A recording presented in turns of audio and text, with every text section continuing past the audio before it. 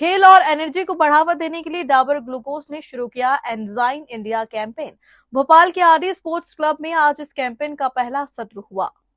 Dabur glucose का मकसद है देश भर की स्पोर्ट्स एकेडमियों के युवा एथलीट्स को एनर्जी और स्टेमिना मैनेजमेंट के बारे में जागरूक करना।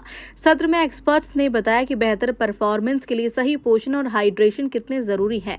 साथ ही एकेडमी के टॉप एथलीट्स को सम्मानित भी किया गया। यह कैंपेन युवा एथलीट्स को एनर्जी के साथ बेहतरीन परफॉर्मेंस देने के लिए प्रेरित करेगा। डाबर ग्लूकोज इंस्टेंट एनर्जी देता है जो फिजिकल एक्टिविटी करने वालों के लिए बेस्ट है। डाबर के अधिकारियों ने बताया कि इस तरह के सत्र आगे भी देश की अलग अलग एकेडमियों में होंगे। एंजाइम इंडिया के जरिए डाबर का फोकस है फिट युवा, फिट भारत, फिट। नमस्कार, मेरा नाम डॉक्टर शुचि दुबे है। मैं एसोसिएट प्रोफेसर हूँ पंडित खुशीलाल गवर्नमेंट आयुर्वेदिक कॉलेज में, और आज आपके बीच एक आयुर्वेद के सिद्धांतों और पुदीना, विशेष रूप से पुदीना जो एक हमारे आयुर्वेद की एक बहुत प्रसिद्ध हर्ब है या छुप है, उसके संबंध में वो किस तरह से हमारे स्वास्थ्य संरक्षण में महत्वपूर्ण योगदान कर सकता है, उसके संबंध में आपको क्लासिकल जो हमारा रिव्यू है हमारे आचार्यों का, उस पर मैं यहाँ बात करने के लिए उपस्थित हुई हूँ। आयुर्वेद के जो बेसिक सिद्धांत हैं जिनमें हमने बात की अभी, हमने जैसे कि पंच भौतिक सिद्धांत और प्रकृति का सिद्धांत है, उसके अनुसार ये जो पुदीना है ये सभी प्रकार की प्रकृतियों में बहुत ही यूज़फुल है, और हमारे जो निघंटु हैं उनमें इसके बारे में बहुत ही विस्तृत वर्णन मिलता है आयुर्वेद शास्त्रों में। यदि मैं संक्षेप में आपको बताना चाहूँ तो ये पुदीना जो है उसके बारे में कहा गया है, पुदीना कटुर उष्णम दीपन रोचन दीपनस्तथा हंति वातम कफम शूलम वाम्य आधमान क्रमिस तथा। यानी कि ये जो है रस में कटु है और गुणों में उष्ण है थोड़ा, और इसका जो है रोचन यानी कि रुचिकर है, भोजन में रुचि उत्पन्न करता है, स्वादिष्ट होता है, मुख शोधन करता है, दीपन का कार्य करता है, यानी कि जो हमारी अग्नि है जो पाचन भोजन को पचाती है उसको ये ठीक प्रकार से पचा देता है, हमारी अग्नि को प्रदीप्त करके।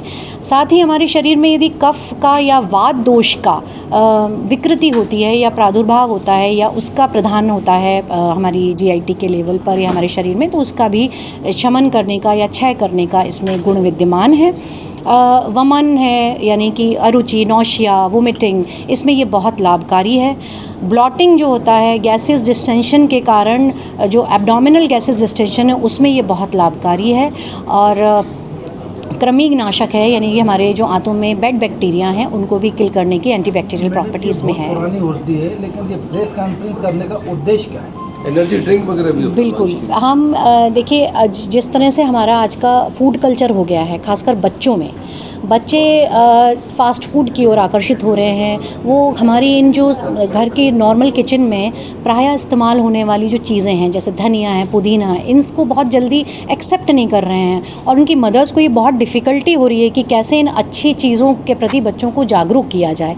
तो उसमें भी पहला स्टेप हमारा ये है कि हम जो हमारी मदर्स हैं, those who are working also, but चूँकि आयुर्वेद से कनेक्टेड ना होने के कारण हो सकता है कि कहीं ये चीज़ें उनके किचन में से चली ना जाएँ, तो ये किचन में वापस आएँ, माएँ उनका प्रयोग करें और बच्चों को इसके बारे में अवेयर कराएं, बच्चों में भी इस बारे में जागरूकता हो और वो अपनी टिफ़िन में इसको एंजॉय करें कि चटनी के रूप में, रायते के रूप में, ड्रिंक्स के रूप में, या फिर वो गार्निशिंग करते समय मदर उसका उपयोग करें, जैसे धनिया का करते हैं ऐसे पुदीने का भी करें, और किसी और फॉर्म में भी हम इसका इस्तेमाल कर सकते हैं। इसको लेकर के स्कूल कॉलेज में कुछ फंक्शन वगैरह कुछ किए? जी हाँ, बिल्कुल के बिल्कुल ऐसा, ये जो इनका सोशल रिस्पॉन्सिबिलिटी प्रोग्राम है इसमें मुझे अभी अवगत कराया गया कि आगे और स्कूल्स में भी और कॉलेजेस में भी इस तरह के अवेयरनेस आयुर्वेद के सिद्धांतों और जो ये ड्रग्स हैं हमारी जो दैनिक जीवन में प्रयोग होती हैं, धनिया है, पुदीना है, तुलसी है, इसके संबंध में जागरूकता अभियान शीघ्र किए जाएंगे।